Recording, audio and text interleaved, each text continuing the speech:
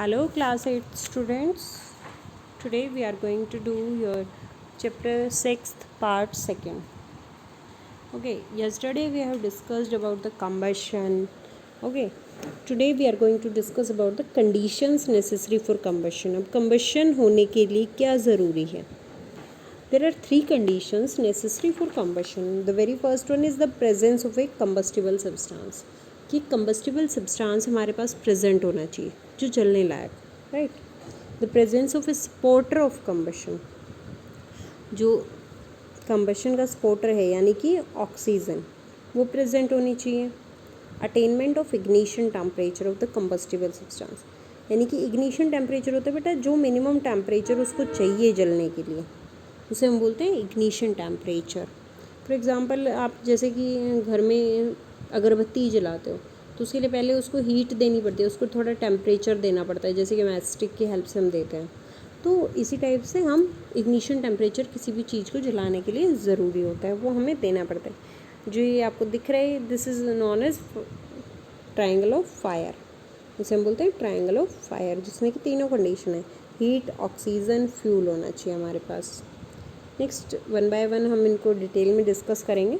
The presence of combustible substances like paper, cloth, wood, LPG, petrol are necessary. ये सारी चीज़ें क्या हैं? नेसेसरी हैं, ज़रूरी है कंबशन के लिए. वरना अगर मान लो एक पत्थर है, क्या पत्थर में आग लगेगी? नहीं लगेगी क्योंकि वो नॉन कंबस्टिबल सब्सटेंस है. The process of combustion can not occur without a combustible substance. जब तक कोई प्रोडक्ट जलने लायक नहीं होगा तब तक कम्बशन की प्रोसेस हो ही नहीं सकती. नेक्स्ट हम बात करते हैं स्पोर्टर ऑफ कम्बशन की. Combustion is a chemical reaction. Combustion जो है एक केमिकल रिएक्शन है between a combustible substance and oxygen to produce heat. जो कम्बशन एक केमिकल रिएक्शन है कम्बस्टिबल सब्सटेंस और ऑक्सीजन के बीच में हीट प्रोड्यूस करने के लिए. A combustible substance does not burn in the absence of oxygen. वो absence of oxygen में burn नहीं होता है. The process of combustion continues till there is a continuous supply of oxygen.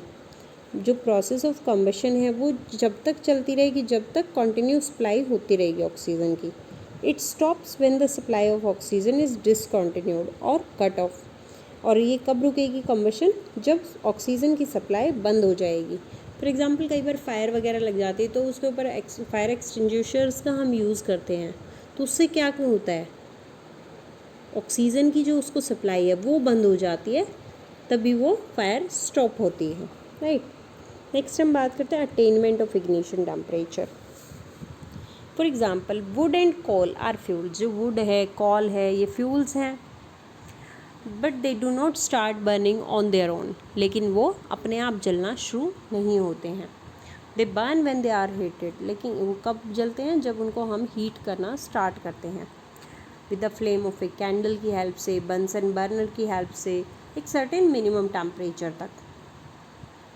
The lowest temperature to which a substance must be heated.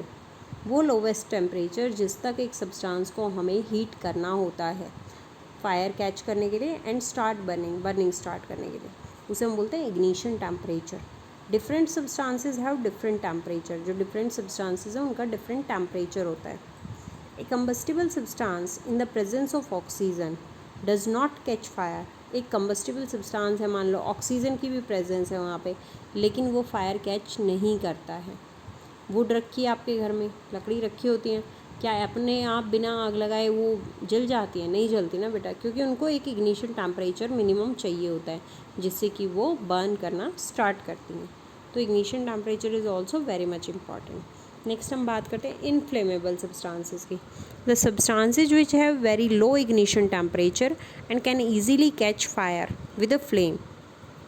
वो substances जिनका ignition temperature बहुत कम होता है लेकिन वो बहुत जल्दी आग पकड़ लेती हैं विद अ फ्लेम. अगर हल्की सी फ्लेम भी उनके पास चली जाए तो उन्हें हम बोलते हैं inflammable substances. For example LPG है, kerosene, alcohol, paper, fabric, straw मतलब ड्राई ग्रास जो होती है हमारी, etcetera. All have low ignition temperature. इन सब का लो इग्निशन टेम्परेचर होता है। इन समर कई बार होता है, कई बार आपने देखा होगा जो सूखी घास होती है कुछ प्लेसेस में वो अपने आप ही फायर कैच कर लेते हैं, क्योंकि जो हीट होती है सन की वो एक्सट्रीम हो जाती है। From grass the fire spreads to the trees, और इसी फायर वो ट्रीज़ में स्प्रेड हो जाती है और उससे ह्यूज फॉरेस्ट फायर हो जाती है। This fire is not easily control, यानी कि उसका इग्निशन टेम्परेचर बहुत लो था जो कि सन की हीट से ही मिल गया उसे, इसीलिए वो बर्न करना स्टार्ट कर देती है। नेक्स्ट बेटा कल हम डिस्कस करेंगे about fire fighting equipments, fire fighting क्या होता है। Thank you and have a nice day.